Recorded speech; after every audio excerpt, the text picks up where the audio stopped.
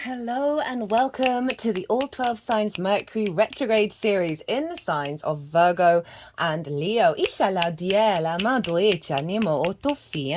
Hello and welcome. My name's Chloe. I work with card divination, astrology, and as you just heard, and as you can see, I channel multi-dimensional energies through my body, both in the form of physical and vocal light language. All of this helps bring in attunement and activation and healing codes into the messages that come through in these readings. So just want to mention very quickly, it's competition time that got launched with this Mercury retrograde series. And this is, there's a question in the description box, and you can answer it as many times as you like, in as many different videos as you like. And this is going up until the 29th of August, which is my birthday. I wanted to give back.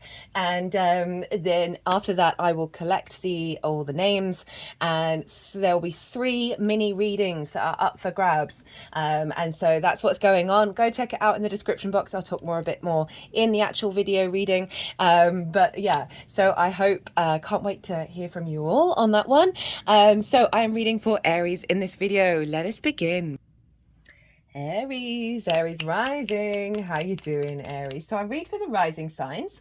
So for those of you who don't have Aries in the first house, look to the house that it does fall in. Look to the themes of that house, and you want to apply those themes as well as all the messages that come, all the meaning that you've got in the sign of Aries. Oh, my words are getting tangled.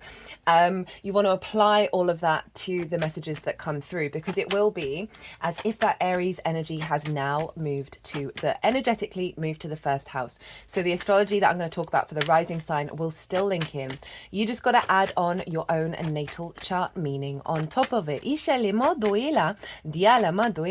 For new viewers who might not have caught the introduction, I channel multi-dimensional energies through my body, both in the form of physical and vocal light language. So you just heard some of that, and that happens throughout the reading to bring in healing, attunement, and activation codes. So yeah, it's just gonna happen. So I'm going to be breaking down the astrology for Aries rising. As I do so, as I do so, we are gonna why are my words all of a sudden, I mean, we're in shadow phase for the Mercury retrograde, but I really don't want to blame it on that, right? So while I'm breaking that down, the cards are going to go everywhere, and then at the end of the astrology, the energies that I channel, they are going to move the cards into the 3 piles. And what are the 3 piles? Well, the first pile is what's the overall theme and intention of this transit. Second pile is what's the challenge and how to work with it. Third is how to elevate and expand this transit, right? Really raise it up high. So I've written those in the description box along with all of the dates for this retrograde cycle. And the competition question. So there's a competition going on that got activated with the Mercury retrograde series. It's going up to the 29th of August. Actually, I don't think I've put that in the description box. And there's a question in the description box, and it's linked into the themes of this Mercury retrograde.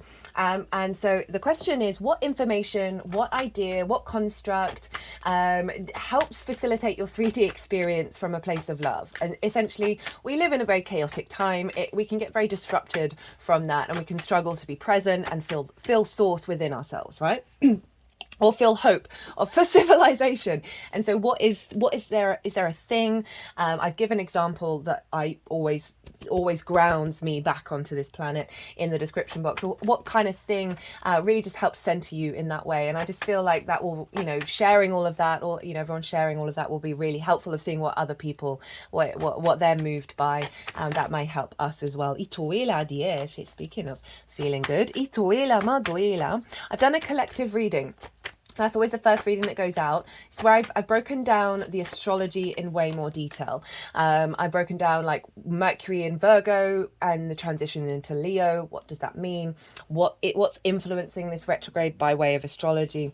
And really expand in a lot more detail about what a retrograde is. So if you want a deeper understanding about what's going on here in this tarot, go check out that collective reading, because yeah, that will give you some more information. So let's crack on. Aries rising, where is this happening for you? Well, it's getting initiated in the sign of Virgo, this retrograde. And this is in your 6th house of the adult in the room. Oof, these cards are coming out very interestingly today. Whoa, look, cutting the deck and getting major arcana.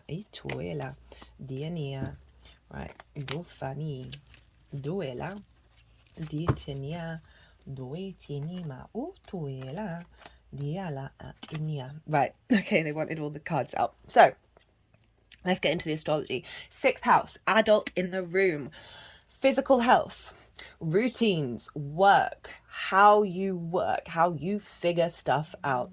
It's co-workers and pets. So Mercury is in its own sign here, and it's exalted in the sign of Virgo, so it's a really powerful Mercury.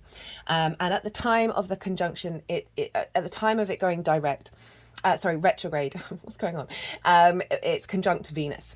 And I talk about this and expand more on this in the collective reading. So Venus is influencing this retrograde. It's also happening on a Monday, which is the moon's day. So the themes of moon and Venusian energy are influencing this whole retrograde cycle. Go check out that collective reading.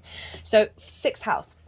So this can be a going back over an understanding of how you work things out, right? This can be you revisiting what your work situation is, how does it make you feel, what's your intention, what's your plan.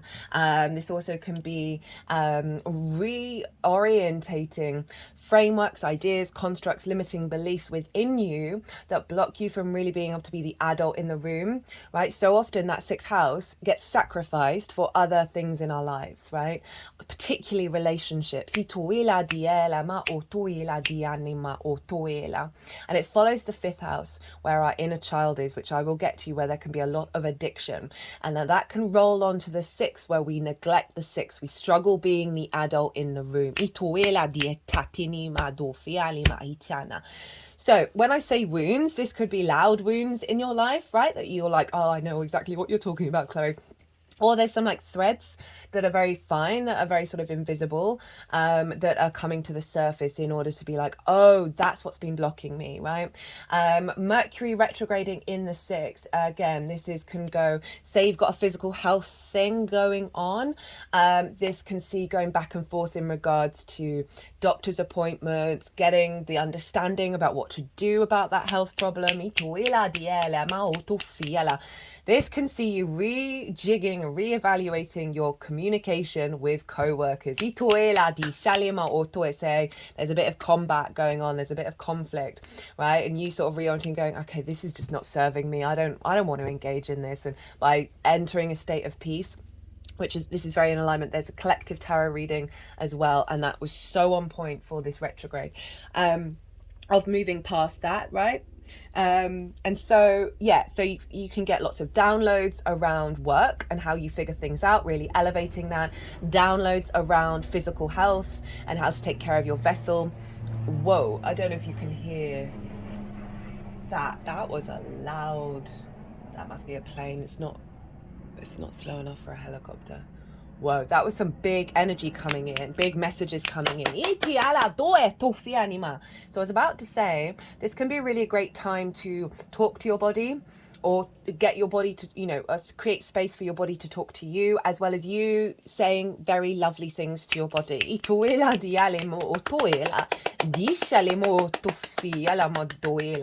Right, so lots of inspiration, lots of downloads, as well as activating a higher capacity of maturity of being the adult in the room, enjoying your work, enjoying routines, all of that kind of thing, and having a different perspective around them. That 6th house is really important to figure out, because it serves, when you understand how you work, how you figure things out, how you work through things, that facilitates healthy relationships, right? Because if you're oblivious to that, if you don't understand that, then you don't know how you're showing up, and you don't know why you may be responding in the way that you're responding. So this then moves into Leo. which is your fifth house. And the fifth house is a fellow fire sign. It trines your Aries energy. A trine is ruled by Jupiter. This is very brings things together in order to elevate, expand, and inspire, and bring wisdom and a knowing and a faith. And with all of that comes a deep level of confidence, right? A really healthy confidence that creates more energetic flow, that then you see abundance, opportunities, and luck come in. So we've got Mercury moving from the 6th into the 5th into Leo, which is then trining your ascendant. Your ascendant is how you embody your sun or your moon in your actions and your deeds, right? All depends if you've got a day or a night chart, which luminary is providing wisdom to your ascendant about where to go. Now, your ascendant is your navigator. So it's the lens in how you move through these cosmic waters. It's your body, your character, your sense of self.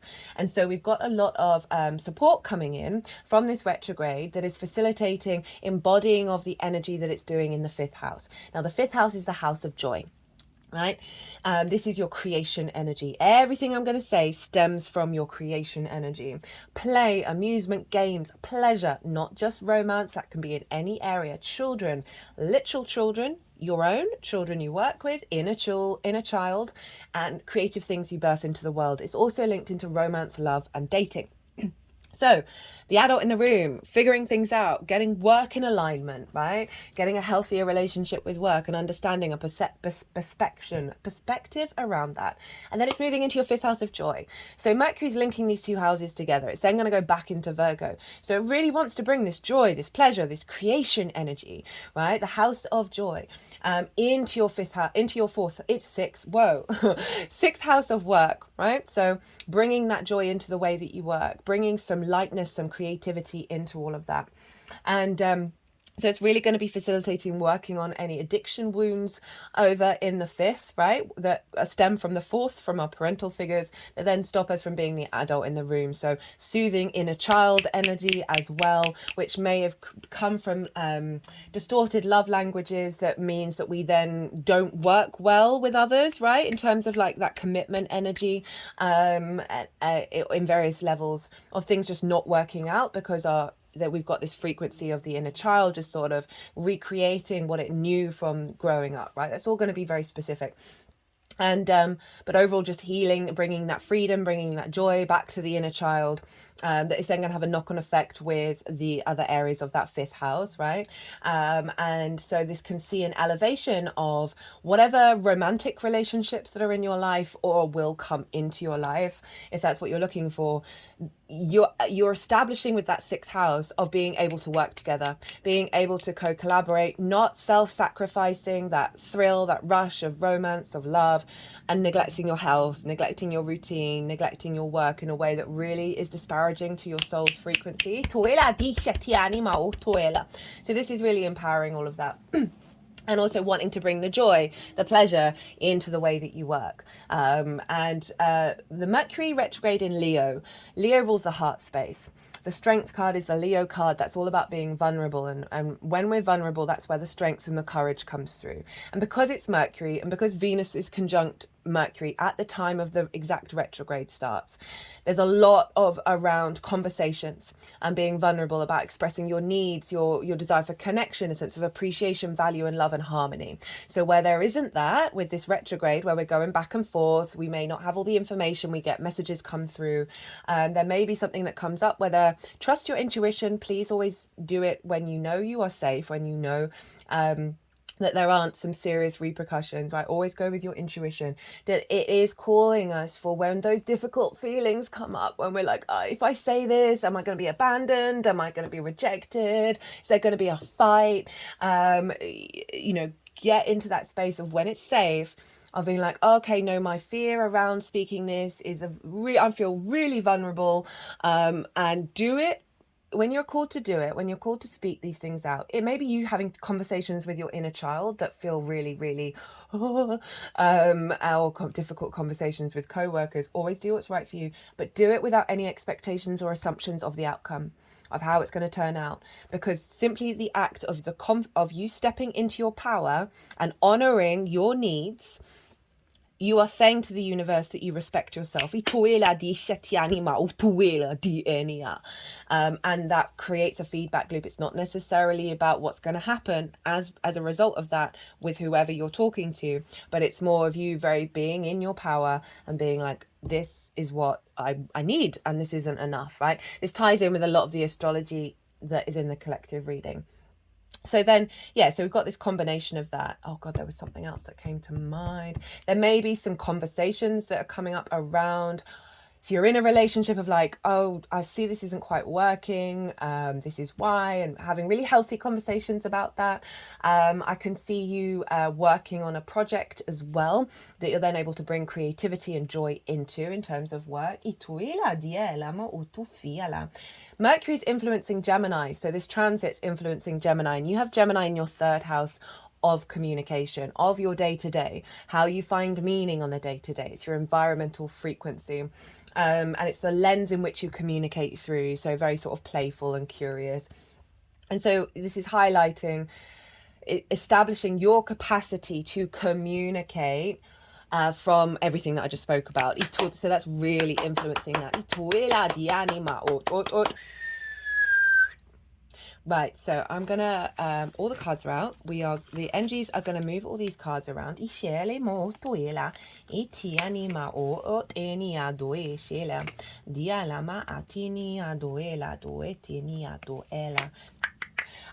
was something else that I wanted to say. And I'm gonna see if that wants to come up again.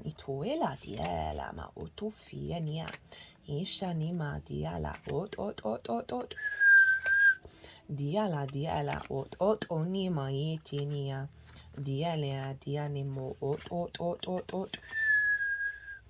diala ot dialiania ot aishania diania duela diania atuela diania.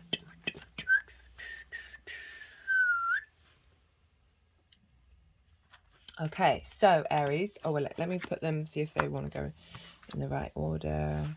It's not me doing it. It's a weird thing when you're possessed. Tuela, dietienia tufala, diana, duela, etinia, diashala maduela, e ala, diala, duela.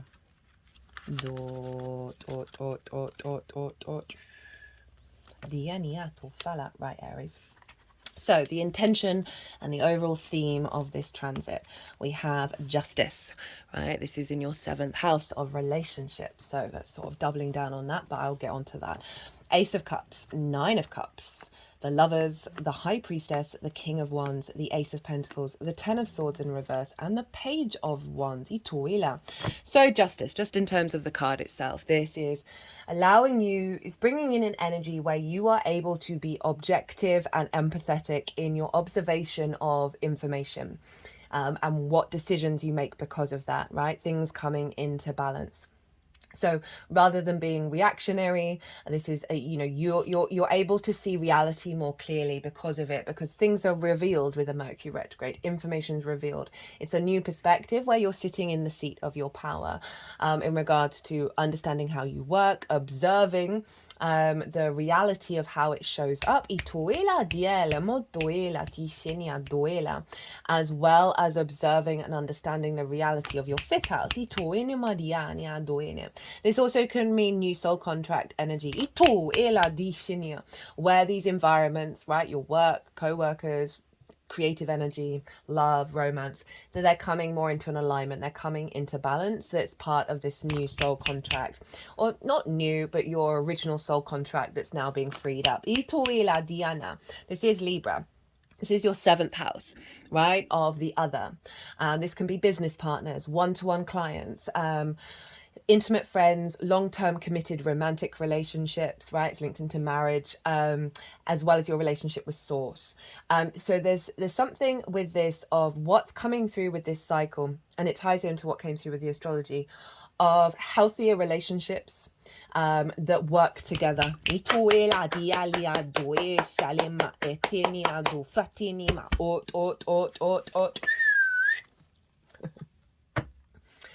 We have the Ace of Cups. This is about emotional renewal. That we have the Dove of Peace here. There's a sense of calm coming in from the universe, of an overflow, a sense of abundance rather than a sense of scarcity. And the Ace of Cups obviously does represent love. It does represent your emotional body, your imagination, your intuition, right? Your flow. And so the universe, because of this realignment, is bringing in this sense of overflow rather than a sense of scarcity. So this can see being having more emotional abundance and resilience. So when you're working with other people, when you are acting from a place of creation energy, that there's a vibrancy in your flow, in your intuition of how you connect to it, the sense of just feeling more heart orientated and love orientated in a way that serves you.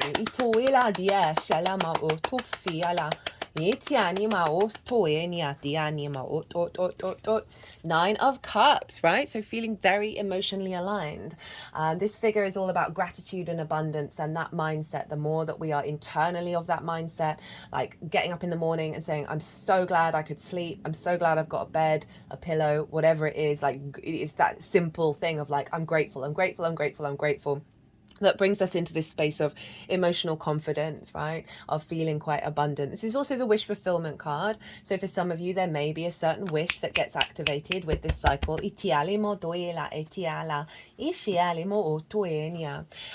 overall, there's a sense of feeling confident and good about the work that you do, feeling confident about your creation energy and your joy, and feeling like in alignment with all of that.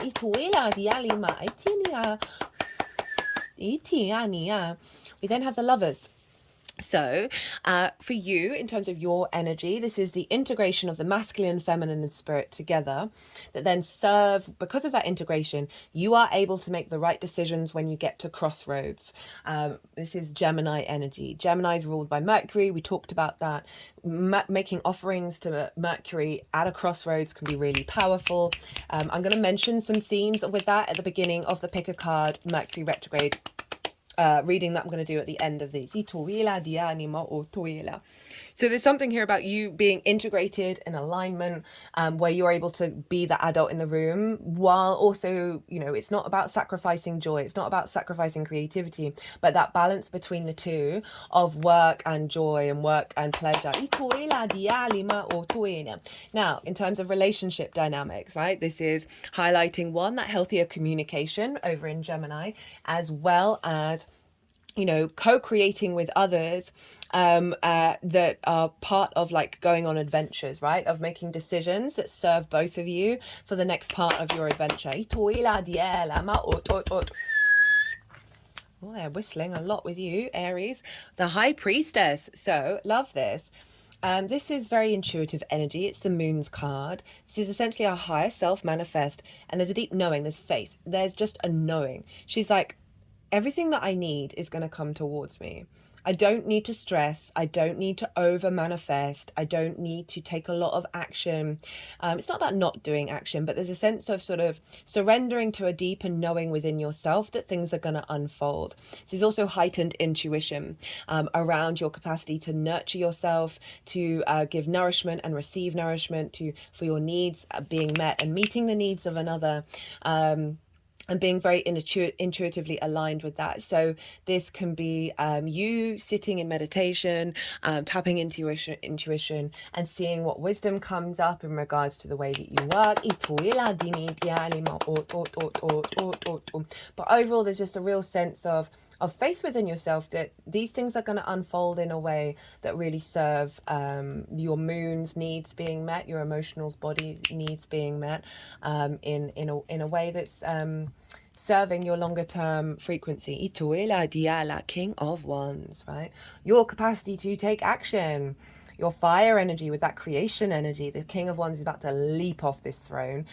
This is very transformative, very passionate, very courageous. It's about our actions, our instincts. So kings are sovereign in their nature. They are mature. They know what decisions they need to make in order to serve the kingdom. So there's an element of elevation of your actions through your instincts in regards to your creation energy, and how you understand pleasure, right? There's a maturity around that.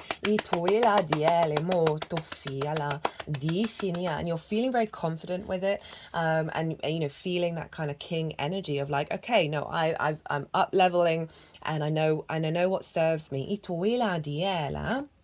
Ace of Pentacles, renewal. So you got two aces, a renewal in the 3D realm, right? This is you being able to create from a higher perspective, that serves the collective, basically. And so overall, just an overall renewal of your perspective of the 3D and how you build with it, right? How you work with it. But this has the flowers of the magician, and the magician is Mercury's card. So there's something around that creation energy, that manifestation energy. You know, you've got two aces, and aces can represent offerings as well. So there may be an offering of love that, you know, and then that coming through in the material plane. That's not going to be for everyone. It may be an offering of work that's more in alignment with your emotional body. Diana, 10 of Swords in reverse, very karmic energy. All these swords are along the spine. Leo rules the spine. Right, so wounds, ideas, limitations that have immobilized, right, limited your being, right, and being able to move around and go. These ideas, these constructs, these limitations, these spells, these things people have said to us, things you've said to yourself, right, these are falling away. And I really, really like that level of completion. And I also feel with that Gemini energy, the air energy of like you being able to communicate. And because of this, you're finding a higher level of meaning in your day-to-day that is just like really giving you a sense of that balance of the, you know, the work and the joy and the pleasure, right? Playtime and work time working together. Page of Wands, right? This sees you being very creative in what you're saying, right? Bringing that creative energy, that pleasure, that joy out into the world, right? Fire energy, communicating in a different way that comes from that space, that is playful, that is elevated, right? Rather than, you know, perhaps the jaded trauma responses. There's a sort of a liberation here with the page showing up, of engaging with that from a different perspective, having lots of creative ideas, right? Feeling very passionate, very joyous in the way that you express yourself. Now, what is the challenge and how to work with it? 9 of Wands, 5 of Pentacles, 5 of Cups, 4 of Cups, the World in reverse, Judgment, and the Page of Swords. So 9 of Wands, this is burnt out, exhausted, having to do everything all by yourself, right? Being on the defensive, probably for good reason. There may have been situations in the past where you're like, why is everyone coming at me? I just want to exist and be and do a good job. But this is this energy of like, do we need to be in this space? Can we take that step back? Can we focus on self without needing to be reactionary to how people react to you, right? There's an element of shifting that frequency. So these are challenges that are going to come up. They may come up literally like out in the 3D, or there may be just things you're contemplating internally, either or. This might be situations at work with co-workers where you're not feeling supported, right? You're not getting what you need, and for whatever reason those co-workers are picking you apart even though you've done a good job, right? And you're just like, I don't understand, why are you draining my energy? I'm Aries, can you just stop? This also can be sort of love romantic relationships where, again, there may be an element of, it's not necessarily being combative in terms of the attacking energy, but like prepping for it, being on the defensive every time. You may have just felt like, oh, I'm not connecting in that way. I feel like I'm by myself. This also could be your creation energy, just not being at full throttle, and feeling like you've got to do battle with people when you step into that space.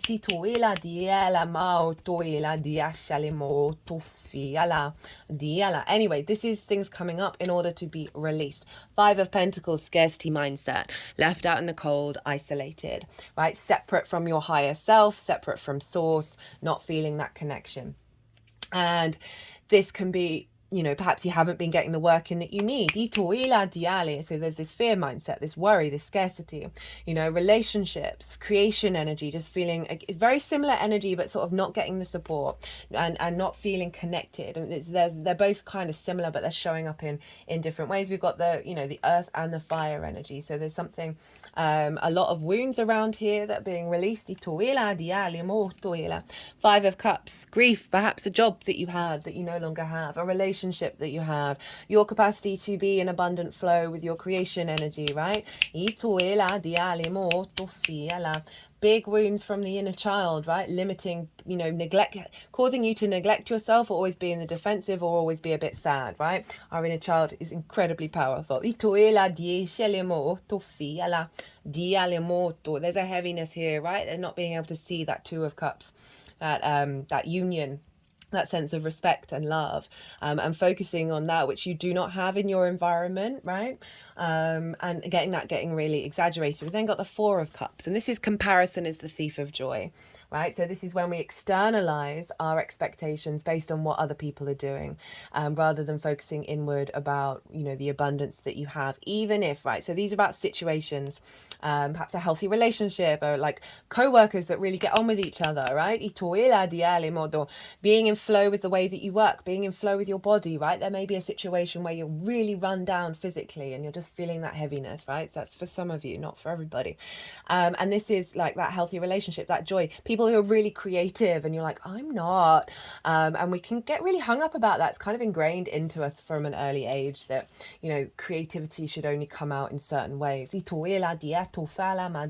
Rather than just the joy of doing it itself, right? So again, that sort of externalizing how we feel because what we see other people have that we do not have, rather than celebrating it. We're like, oh, well, I don't have that. Very, very natural, but similar energy, kind of stagnant, you know, not moving. There's a heaviness here, crossed arms, crossed legs. And so there's movement here. There's going to be momentum. They get shifting this up. The world in reverse. This is Saturn, but this is for me, know thyself and the world will open up to you. There's something around you being blocked from embodying yourself, right? And knowing yourself at a very deep level and being able to bring that out. Obviously, Aries, you've got the North Node in your sign. You are activating that just generally. But because of that process, there can be some discordian energy that comes up that needs to highlight to you, okay, there's something that you are not quite doing. There's something you're not stepping into because that North Node is pushing you even further. You might want to look to where your Saturn is to sort of get an understanding of what this card is trying to tell you, what themes of house, the themes of the house that Saturn's in might highlight what you don't know. This also is, you know, the sort of so this is also about not having healthy boundaries, because the world really is calling us to go deep within, pull back those layers. And when we're in that process and rediscovering what are our needs, what do we want, who are we then need to put up healthy boundaries in order to strengthen our energy field. And as we go further and further and further, and we get further and further back into ourselves, we trust, respect, we honor the actions, the words, and the intentions of what we do. We no longer get distorted, right, by the external world. We no longer, get influenced by the external world in a way that disparages our soul's frequency. And so we actually end up needing no boundaries, the zero. So there's something around a process of establishing healthy boundaries in order to get to a deeper understanding of self. So how to work with this? Judgment and the Page of Swords. So we've got Pluto here. And Pluto for you is in your 11th house of hopes and dreams, friends, groups and alliances, and reaping the benefits from your 10th house. So that may have some relevance, right? Pluto's recalibrating that energy. But overall, in terms of judgment, this is about the ascension process. We have the dead here, and they are the color gray. And so that represents wisdom. And these can be old versions of self, ancestors, blood and soul lineage that have had wounds that have kept them stuck. right? That this comes in, the frequency comes in that elevates their energy. They're now at peace with whatever caused them to be stuck. You know, you've got a lot of sort of energy here that's very natural to feel that way, as well as old versions of yourself. That this is calling on perhaps play some binaural beats, some frequencies to help bring these things up, because these are getting healed. These are getting released, and that judgment card is all about a higher perspective with those mountains in the background in order to elevate. So you might want to focus on what this might represent to you and start this process of getting into right judgment, right? And maybe calling on the angels or whatever, or your guides to help give you clues and signs, because there's a lot of wounds here. And it's up to you to have that perspective, right? This is a higher perspective, and be an awareness. Okay, this is what's going on. How can I help heal those unintegrated versions of self and wounds from the past? How can I help heal that? And so this can be by showing up and taking care of yourself, taking care of your physical health, right? Putting a bit more effort into the way that you work, tapping into your creation energy, into your inner child, doing some work there, and seeing what wants to come through. This is also calling you to find play, find love, give yourself some space to bring in that play, and also bring play into the way that you work as well, right? Try and amalgamize the two. We then have the Page of Swords. Hello. So the Page of Swords has the capacity of crunching timelines. They're moving it around the throat chakra. Because it's facing the past while being present in the moment and headed towards the future. This is the time traveler. The ability to perceive the past, to observe the past, to think of new perspectives that serve the present moment and pull you into the future, right? Like with the intention of how that serves the future as well.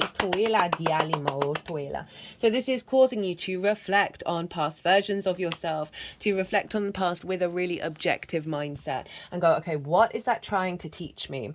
How is that affecting me now, right? It's really calling you to be observant. Retrogrades take their time.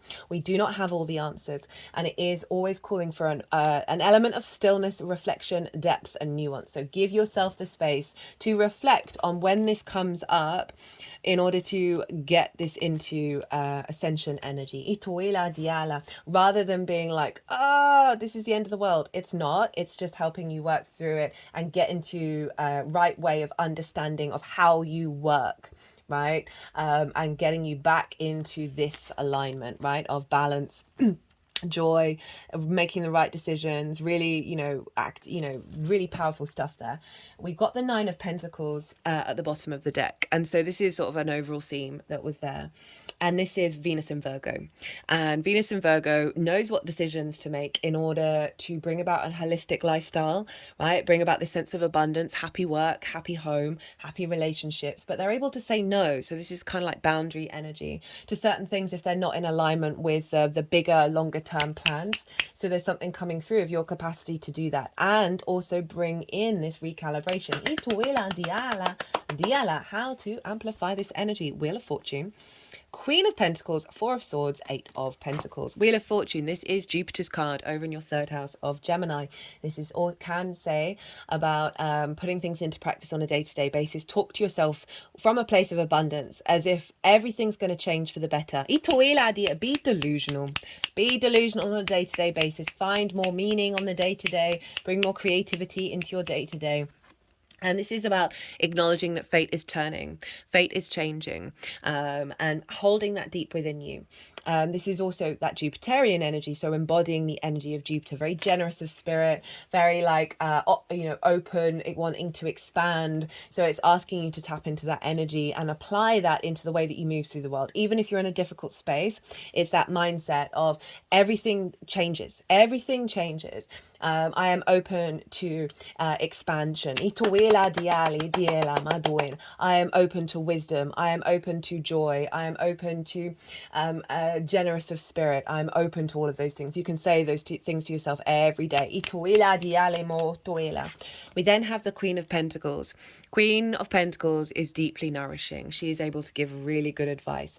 Queens, in the same way I see retrogrades, and the south node are kind of like a yin experience, right? So this is the observation, the nurturing, the nourishing, the cultivating kind of energy, and this is calling you to do that on a daily basis in your 3D world. There's a lot of abundance here on this card, and there's a lot of fertility, and it's calling you to bring that energy into your life. Self-care, right? Feeding yourself really well, right? Giving yourself some good antioxidants, tending to your physical realm, loving your physical realm, and really getting in your body. This might be about getting bare feet on the ground to receive that nourishment from the Great Mother. But overall, this is saying there's an element of pause, right? Of cultivation, really, put an awareness around that self-care and that love. Four of Swords. This is about contemplating the Three of Swords, which is all about heart discordant energy of our heart not being able to operate at its full frequency because of perceptions, words someone said, situations, and your perception on them. And so this figure is in a church, and they are, they're in prayer, they're in meditation, they're in stillness. So they know that they're being held by something bigger than themselves, and they're connecting to that, whether that's your higher self, your subconscious, source, whatever it is you want to phrase, however you want to phrase it, in order to find the Ace of Swords. So this is, again, calling you to meditate, go still, go in and reflect on these things and find that perspective, find that higher source energy in terms of your vision around what's going on. Remember that ace, that Ace of Swords that Lady Justice holds. This also can be about sending out prayers about your intentions and what you would like, but overall, again, it's another sort of cultivating, going inward, reflecting energy. Eight of Pentacles. Ooh, love it. Whistle while you work. Put things into practice. What visions you get, the inspiration that you get, put these things into practice, right? Whistle while you work. Very appropriate for the 7th. 6th even. That this is an element of heading towards refinement and mastery, because you're going over something. You're really condensing that energy and bringing a sense of craftsmanship to it. So again, this could be a project that you're doing, that you're getting creative about, as well as your understanding of the 3D. And how it shows up for you. You are now refining a different perspective away from all of this, right? And this is about putting it into practice and enjoying the process. I've talked a bit in the collective reading about how our brain doesn't know the difference between a fake laugh and a real laugh. And I'm going to talk more about it in the Leo new moon, around this sort of whistle while you work, of like, even if you're not enjoying something, getting out of conflict and getting into, I'm here, I'm present, I like this, I'm gonna laugh and have fun, even if you are like, oh God, I just want to go home, this relationship is exhausting me, all of that. It's not about forcing yourself to stay in those dynamics. It's, while this is all going, cultivate that mindset, because then you get out of conflict with what's going on and you allow co-creation to come in from source. So source often will then just shift things for you. You don't have to do it. When you get in that mindset out of conflict and you're like, hey, life's pretty cool, what excitement are we going into today? That can really help shift if there are situations and environments, relationships that aren't necessarily for both of you serving each other because of this place. And it's not about, as I said, glossing over everything. It's simply getting out of conflict and really and finding the value in what's going on, as well as putting things into practice on a day-to-day basis. Always do your best. So this is from the 4 Agreements Oracle. I recommend that book to absolutely everybody. It's very short and it's got a lot of the 4 agreements. If you start applying them, your life will genuinely change. And it's a very mercurial deck. It was given to me by a Gemini rising, and the author of the book has a Virgo sun, so doubly appropriate. Always do your best. Practice makes the master. Oh, shut up.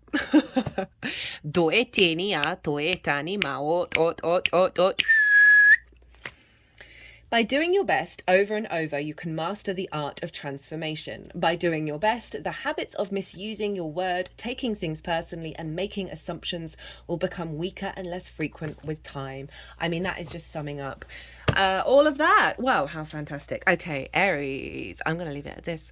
I hope that this resonated. I hope you enjoyed it. If you did, don't forget to hit that like button and enter the competition.